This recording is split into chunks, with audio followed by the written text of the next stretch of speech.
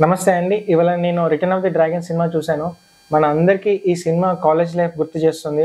So, movie రివ్యూలోకి వెళ్తే starting నుంచి ending దాకా మీకు ఎక్కడ బోర్ కొట్టదండి. నిజంగా డైరెక్టర్ గారికి, ఇంకా సేమ్ టైమ్ ఎడిటర్ గారికి ఇద్దరికీ హ్యాట్స్ ఆఫ్ చెప్పాలి.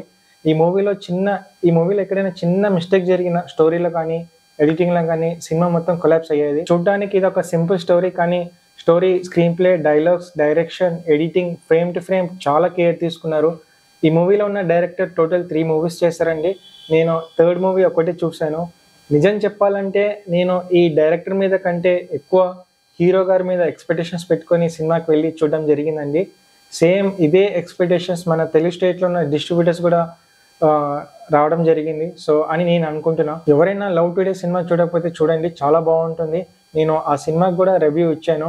ఆయన డైరెక్షన్ కానీ, స్టోరీ కానీ, యాజ్ ఎ యాక్టర్‌గా కానీ అన్నీ చాలా బాగా చేస్తారు. సో, అదే ఎక్స్‌పెక్టేషన్‌తో నేను ఈ సినిమాకి వెళ్ళడం జరిగిందండి. ఈ మూవీ చూసొచ్చిన వాళ్ళు ఇంకా డిస్ట్రిబ్యూటర్స్ ఎవరు డిసప్పాయింట్ కారండి, నేను గ్యారంటీ ఇస్తున్నా. ఈ మూవీలో పెట్టిన బడ్జెట్ ఈజీగా వచ్చేస్తుంది.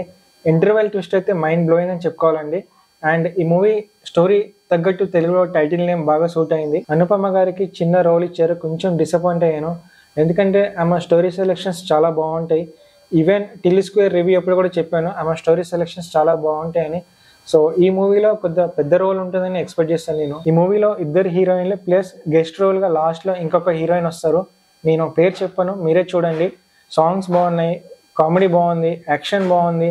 సో, ఓవరాల్గా నేను ఈ మూవీకి 5 స్టార్లో 3.7 స్టార్ ఇస్తున్నాను అండి.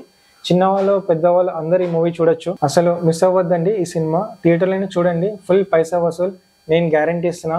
బోర్ కానీ, ల్యాగ్స్ కానీ ఎక్కడ ఏమి ఉండవండి. స్టూడెంట్స్కి ఒక మంచి మెసేజ్ ఉంటుంది ఈ సినిమాలో. అండ్ ఈ సినిమాలో వర్క్ చేసిన ఫ్రెండ్స్ వాళ్ళ పర్ఫార్మెన్స్ ది బెస్ట్ ఇచ్చారు. డెఫినెట్గా ఈ మూవీ మళ్ళీ సెకండ్ టైం చూస్తాను. సో, ఈ మూవీలో ఎక్కడైనా చిన్న మైనస్ పాయింట్ దొరుకుతుందేమో చాలా ట్రై చేశాను.